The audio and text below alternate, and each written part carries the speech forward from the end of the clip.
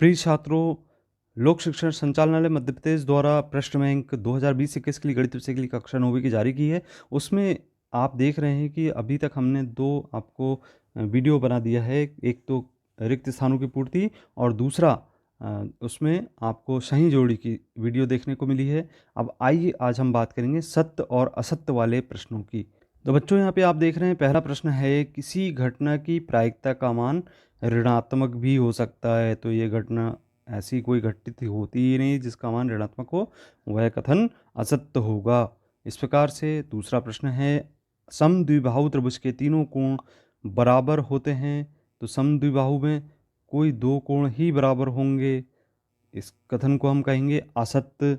इसके बाद अगला प्रश्न है, 3x धन 7 एक रैखिक बहुपद है। तो आप यहाँ पे देख रहे हैं कि यहाँ पे जो घात है x की घात 1 है, तो ये कथन बिल्कुल क्या होगा, सत्य होगा। इसके बाद अगला प्रश्न है, प्रथम 4 प्राकृत संख्याओं का माध्य 3 होता है।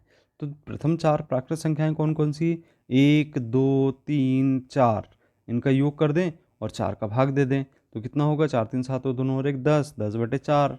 तो यहाँ पे आप देख रहे हैं कि 5/2 आंसर आ रहा है। तो यह कथन बिल्कुल कैसा है, असत्य है। इसके बाद अगला प्रश्न है, एक्स अक्ष से ऊपर की दूरियों का ऋणात्मक तथा नीचे की धनात्मक होती हैं। तो ये कथन भी असत्य है। आप देख रहे हैं एक्स अक्ष से ऊपर की दूरियां हमेशा धनात्मक होती हैं। आप जब एक्स अक्ष बनाएंगे यहाँ पे और वाई अक्ष, तो ये एक्स अक्ष के ऊपर हमेशा कैसे मान है, यहाँ पे धनात्मक मान है। तो दूरियां कैसी हैं, यहाँ से धनात्मक, और नीचे की ओर कैसी हैं, ऋणात्मक हो जाती हैं। तो यहाँ पे विपरीत दिया गया है।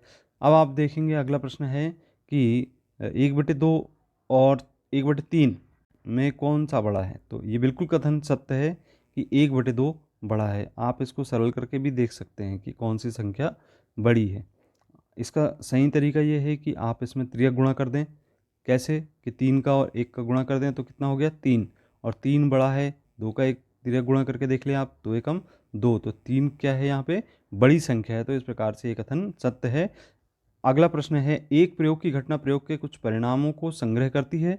तो बिल्कुल संग्रह करती है, सत्य कथन है। इसके बाद यहाँ पे छायांकित भाग में 1/4 होगा।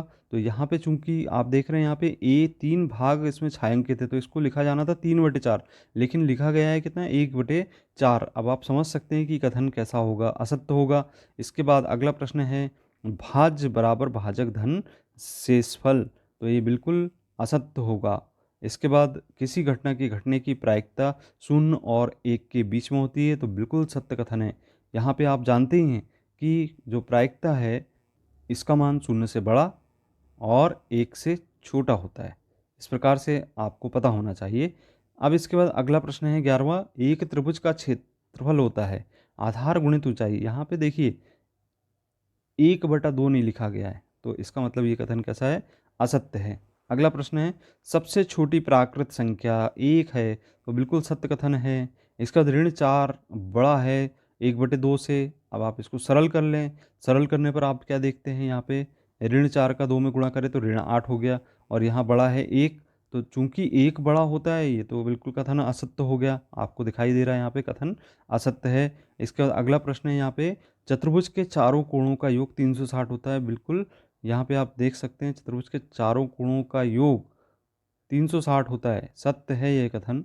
तो यहाँ पे चूंकि असत्य लिखा गया है तो आप इसको करेक्शन कर लेंगे। यहाँ पे कथन कैसा है, सत्य है।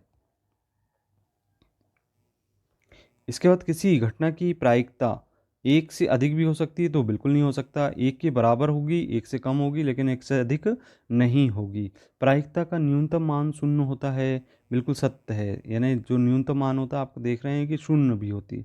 संख्या रेखा पर ऋण 8 ऋण 10 के दाईं ओर स्थित होता है। तो कथन बिल्कुल सत्य है। तो इसको आप क्या लिखेंगे, सत्य। इसके बाद अगला प्रश्न है, आयत का क्षेत्रफल लंबाई गुणित चौड़ाई होता है। तो कथन बिल्कुल सत्य है। 1/4 का प्रतिशत रूप होगा। तो 1/4 का प्रतिशत रूप इसको लिखेंगे 1/4 गुणित 100, 100 लिखेंगे, 4 से भाग देंगे, 4 दूनी 8, 4 पंचे 20, 25% इसका सही आंसर आएगा। तो कथन कैसा हो गया, सत्य हो गया। एक्स अक्ष की कोटि सदैव 0 होती है। तो बिल्कुल कथन सत्य है। आप जब निर्देशांक लिखते हैं तो एक्स और वाई इस तरीके से लिखते हैं, तो ये एक्स कहलाती है भुज और ये कहलाती है कोटि। तो इसमें आप जब दर्शाते हैं निर्देशांक को, तो दर्शाते हैं तो ये आप देखते हैं कि एक्स अक्ष में जितने भी बिंदु स्थित होते हैं, यहाँ पे कोई निर्देशांक लेना है, जैसे 2 शून्य, तो आप देख रहे हैं यहाँ पे कोटि का मान क्या होगा, शून्य होगा। भुज 2 है तो एक्स का मान तो होता है, लेकिन कोटि का मान हमेशा कैसा होता है, शून्य होता है। तो ये कथन सत्य होगा। 25वां प्रश्न है 1/4 का दशमलव रूप होगा, तो बिल्कुल सत्य है। 1 में आप 4 का भाग दे दें, 0.25 प्राप्त हो जाता है। अगला प्रश्न है असंभव घटना की प्रायिकता 1 होती है, तो गलत है, शून्य होती है इसकी प्रायिकता, आप इसको असत्य लिखेंगे। अगला प्रश्न आपके लिए कि प्रायिकता बराबर होता है अभिप्रयोगों की कुल संख्या बटे अभिप्रयोगों की संख्या जिसमें घटना घटी, तो ये गलत है, असत्य लिखेंगे इसे। सबसे छोटी पूर्ण संख्या है तो शून्य होती है, बिल्कुल सत्य कथन है। और सबसे छोटा ऋणात्मक पूर्णांक ऋण 1 है, तो चूंकि यह तो बड़ा है इसलिए कथन क्या हो गया, असत्य हो गया। अब इसके बाद वर्ग अंतराल 90 से 100 में 90 वर्ग की निम्न सीमा होगी, तो इसका आंसर यह है, बिल्कुल सही है। इसको निम्न सीमा कहा जाएगा और इसको कहा जाएगा उच्च सीमा, तो इस तरीके से सत्य है। अगला प्रश्न है शंकु का आयतन 2/3, तो यहाँ पे 1/3 होना चाहिए, तो ये कथन बिल्कुल असत्य होगा आपका। बहुलक सबसे अधिक बार आने वाले प्रेक्षण का मान नहीं होता है, क्योंकि सबसे ज़्यादा बार जो आवृत्ति होती है जिस सब अंक की, उसको हम बहुलक कहते हैं, तो यहाँ पे कथन असत्य होगा। घनाभ में कुल फलकों की संख्या 6 है, तो बिल्कुल सत्य कथन है। आपको हमने फलकों की संख्या बताया था, जैसे ये आपको एक घनाभ बना के दिखा रहे हैं, यहाँ पे ये आपके आयताकार आकृति के रूप में लेते हैं। ये आपकी कितनी फलकें हो गई, 2 हो गई। अब आप देखिए 4 फलकें और दिखाई देंगी, ये एक नीचे की ओर और ये एक साइड है ना, और फिर ये साइड में। टोटल आप देख रहे हैं यहाँ पे कितनी फलकें हो गई, 6 फलकें हो गई। तो इस प्रकार से ये कथन सत्य हो गया। बेलन के संपूर्ण पृष्ठ का क्षेत्रफल 2πr/h होता है, तो कथन कैसा होगा, ये असत्य होगा। ठीक, संपूर्ण पृष्ठ 2πr/h होता है इसका मान। अब किसी असंभव घटना की प्रायिकता शून्य होती है, तो कथन कैसा है, सत्य है, हमेशा शून्य होती है। संभव की 1 होती है, असंभव की शून्य होती है। 33वां नंबर प्रश्न है संख्या रेखा पर ऋण 50 ऋण 51 के दाईं ओर स्थित है, तो कथन कैसा है, सत्य है। परीक्षणों के अधिकतम और न्यूनतम मानों के अंतर को हम वर्ग अंतर कहते हैं, तो ये गलत है, असत्य कथन होगा।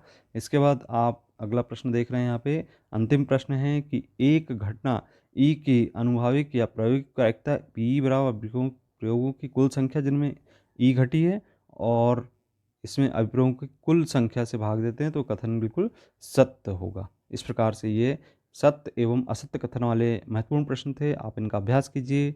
धन्यवाद।